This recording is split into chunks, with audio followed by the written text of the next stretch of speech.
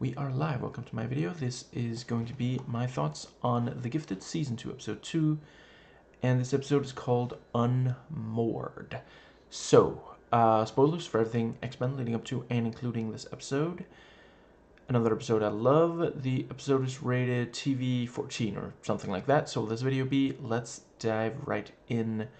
So, let's see. This is not going to be chronological, just gonna go off the various things that stood out. Yeah, I thought they did a good job with Andy, you know, his we see that he had the dream too, and he is also distraught, just like Lauren. And yeah, it's really difficult for him to focus on, you know, destroying the walls. And let's see, yeah, we see him call, you know, to talk to Lauren, and you know, he hangs up before saying anything to Reed. Typical teenager, doesn't want to communicate with his father. But yeah, Fade was watching. I'm really glad he's still around. He's, yeah, really dig that guy's performance. And yeah, you know, Reba gives him a chance to come clean, and, you know, walks away, readies up her power. We already know, you know, yeah, she's good at, like, if she's willing to kill the other council members, I think they're called, of the Hellfire Club, obviously she's willing to kill this kid that she only recently met. You know, if she can't use him, she's going to destroy him. And right before, you know, just as she's firing up her power, he does come clean. And let's see, I think that just about covers. Yeah, and by the end of the episode, he is able to smash through the wall, and Reba gives a non-sarcastic, non-slow clap. And let's see, yeah, quite liked seeing the attorney again. And yeah, you know, she's very harsh, but yeah, you know, what she says does, there is truth to you know, right. I like the thing, you know, you're just sitting in here, you're hiding in here like some freaking Lizard of Oz. And let's see, yeah, and you know, John ends the episode very frustrated, punching the truck. I think it was some kind of, yeah. And let's see, that just about covers that aspect. Yeah, there's some more great stuff with the Struckers.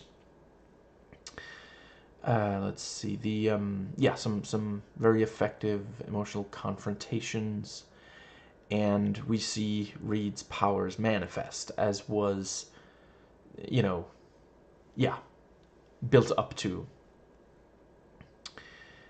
And let's see, and much like Andy's powers, they're very powerful, very destructive. I feel like there's at least one more thing about the, but yeah, you know, both when it's Kate and Reed talking, and when Lauren confronts Reed, you know, very, you know, really solid scenes. And yeah, Lauren pointing out, we killed people, they had families, you know. Always appreciate when a piece of media acknowledges it is actually, I'm not speaking from experience, but, you know, when you look at what people who've gone through it say, it really does something to the human mind to kill another human being, let alone, what did she say, 15, you know. That's part of why war propaganda you know, if you can Google and find examples of war propaganda. Some of the stuff from, for example, World War I and II, it's extremely intense. You know, don't look it up if you're not prepared for that, because it takes a lot to convince a human being to kill another human being. You really do have to dehumanize them, which, you know, a lot of the time when you see violence, you know, that was the when you see violence against, for example, trans people or East Asian immigrants, when you listen to the rhetoric, about these groups of people, yeah, it's extremely dehumanizing. Let's see. I feel like that does cover the Struckers. So some more great stuff with the triplets. I like the stylistic choice that a lot of times when all three of them are entering a new area, the camera will show like the legs of all three of them walking towards, just this kind of, you know, I don't know, girl power kind of, they're very confident and very cool, calm, and in control kind of thing. And let's see. And it's one of those things, like, I'm not the biggest fan of when you sexualize the character against that character's will, but it's very much in character for the triplets. They do dress like that. That's part of how they express their identity. I like the thing with, girls, in here we talk with our mouths. That was pretty good, and the brief blinking of the blue in their eyes. When they have to take control, it's a sustained blue. But if they're just talking, it's just brief blinking. And at one point, I think one of them says something about Esme, and then Esme turns around, and we just see a brief blue blink, and and the other one's like, okay. I mean, she like cussed at her, right? That's what that is. Like, just because, like, yeah, I feel like the reaction was more than like a back. She wasn't reacting to a back off. She was reacting like, it was like, yeesh, you mind probe your mother with that mouth. And let's see, the thing about, they say she's gone soft, being with the mutant underground, which I think I accidentally called the Resistance in my video on season 2, episode 1. Yeah, I'm a little rusty. It's been months since I last watched this show, but yeah, obviously they're called the mutant underground. But yeah, and later, actually, was that maybe when Esme like mind cussed at her or something like that? Anyway, and they're trying to make the guy walk into the propeller, like that cutscene in the 2004 licensed Punisher video game. And I feel like there's also some other, but Esme has a truck run him over instead. And based on the reaction, I mean, I feel, because this is like in the X-Men, at least some of the time, it seems like if you... I mean, they kill people all the time that they're mind control... Or do they always let go of the mind control? I don't know. It seemed like more than just, like, annoying. It seemed like she actually... Yeah, I think their minds were linked to him. I think they felt his pain, at least some of it, when their minds were linked to him, because Esme had him run over. They were probably going to let go of his mind right before he touched the propeller. I really appreciate that they, Esme, she's not gone soft. She just, and I think that covers the triplets. Let's see. Esme is the one who doesn't want to kill off the various what's the word? The people from the building, and yeah, Reba's completely merciless. The Mercy Graves is not in her employ. She has them kill the one guard that saw with the or well, not the triplets, but the was that maybe Fade? I feel like that might have been Fade with the chain, and Bulk blows up the part of the building that I'm guessing the guards were sitting in, the people working there that helped make the place safe for Lorna to give birth in. And yeah, the triplets, this, we have the classic, I won't tell anyone, we know. And right, some more stuff with the attorney. We saw her recruit John in the flashback 3 years ago. Yeah, a lot of flashbacks on this show. And she catches him in his X-Men 1 Wolverine phase. I'm not complaining. And let's see, it was very similar. He's taking a beating, and he starts fighting back and just wipes the floor with and and it was for money, and he's sitting afterwards, and drinking. Yeah, it's very much that. It's yet another reference to the movies on the show. Now, then we have the she tells him, you can do some good here. And we find out that she had him chained to a bed so that he could kick his habit. And very, very striking image. And then Clarice later says, I was wondering if she chained you to a bed again. Wow. And let's see, the Clarice and John continue to be really sweet together. Yeah, then we have the right after we've seen the 3 years ago, then cuts back. Marcos goes into to see John. It's present day. Today's when we exchange presents. And let's see. Right, Jace is struggling with not. I guess by the end of the episode, he's accepted, which makes me want. Are they just not? I don't know what they're gonna do with this character if he really is not going to pursue. Maybe there'll be something that'll drag him kicking and screaming back into it. But yeah, he's early in the episode struggling with just letting go, with not investigating. And it's true. That's if you know what you're looking at, read, then that clearly is Lorna's powers. And let's see, then we have the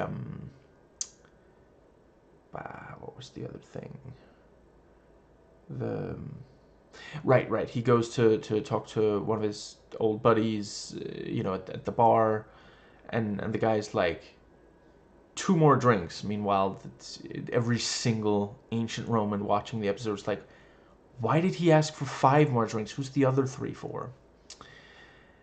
And let's see, that brings us to later in the episode, he is throwing all the stuff away, and he points out, it felt like I was it betraying her memory or something like that. He felt like he was holding on because he thought that was the way to what's the word? He felt like if he let go, that would basically mean he didn't love his daughter anymore. And that is one of those things. Yeah, it's extremely difficult to let go without feeling like it means you no longer love the person you lost. So, yeah, really appreciate them showing that. Let's see. Yeah, the attorney gives some information about the inner circle, and let's see. Yeah, she points out they're not, Reba is not going to let them leave alive. And if you do fight the inner circle, you may have to kill them. That, wow. And yeah, that is, of course, I really appreciate them taking, at least at this point in the season, I don't know about later, but so far that is the logical consequence of them joining the Hellfire Club. When you change sides in a story like this, yeah, it might mean you have to kill someone that you used to love. Let's see. Right, early in the episode, the let's see. Yeah. Andy is hiding the. He's apparently he. His mind is thirstier than the cup is, and starts spilling, and Lorna talks to him, helps deal with the spill, and he says, I didn't sleep so well last night. I was up all night playing League of Legends. Lol. Which is apparently that there was some truth in that lie, because that is how he knew what number to call on the burner phone, because Kate has been contacting. I will say I was a little bit surprised, like, so a guy calls the Mutant Underground number, asks for Lauren, says just want to hear her voice or something along those lines. Reed gets on the line, and he's like, who is this? Did they just, like, what's happening with his deductive reasoning this season? I hope that picks up again later, because, like, between that and him not realizing that that's obviously Lorna's power at the end of episode 1 of this season, just, yeah. I don't know, maybe the writers thought it would be more dramatic if he said, who is this, instead of, Andy, is that you? And let's see. That might more or less cover all that I had to say about the episode. Let's see. I feel like there's... Okay, yeah. There's one very obvious more thing, which I think might be the last one that I have. So let's... Yeah. There at the end, Kate points out, try not, don't... What was it? Don't drown in despair. You'll never get back out, or something like that. And he drinks the entire, $200, and he just swigs it. That's, yeah, thirsty. And yeah, he he thinks back to happier times with Lorna, and he sends the signal to, and Lorna's like, look, Daddy says hi. And then she touches touches Dawn, and realizes she's burning up, and cries out for help, and the episode ends. Like, holy crap, really, yeah, excited to see what, let's see. And it's one of those things, like, let's see, the baby was born, let's see, they skipped ahead 6 months. did we know for how long she had been pregnant? I forget if it's a premature birth or if they had, because they were together for a while in season 1. Although, yeah, I'm not 100% certain if she was like actually 8 months pregnant or 6 months, because I've heard that at 6 months, if you give birth, there could be some like complications. So it's possible that it's that. Right, and earlier in the episode, we also had, she was like, Dawn, why are you crying? I just tried to feed you, so it can't be that, so that was setting up there's something going on with Dawn. And yeah, I think that is all that I had. Let's see. Yeah, I really appreciate the, Reva. I keep getting, because Agents of S.H.I.E.L.D. had a Reva. This has a Reba. I'm having to adjust but Reba continues to be completely ruthless. I think Esme might have a point that it's unlikely that the guard didn't even know that there was anything. They just used telepathy on him, and but yeah, she's tying up loose ends, and yeah, it really does seem like, I don't know how, if at all, the Mutant Underground are going to be able to actually save the I mean, I don't know even know if Sage wants to be saved, but certainly, like Lorna and Andy, there's at least a little bit, they do every so often express wanting to go back. Actually, yeah, come to think of it, I guess Sage, did she have a personal relationship with any, because like the other two have loved ones still. Yeah, right. I like the detail that, because of the Sentinel Services raids and the disaster in Atlanta, yeah, the Mutant Underground does not have enough power, mutant-wise, to like be able to defeat the Inner Circle. That's legitimately a really cool, yeah, and yeah, like it kind of seems like season 1 was very much Mutant Underground versus Sentinel Services. It seems like this season is going to do Mutant Underground versus the, I can't believe I'm blanking on it just said it, Inner Circle. That's it. And yeah, there's a lot of it, which again,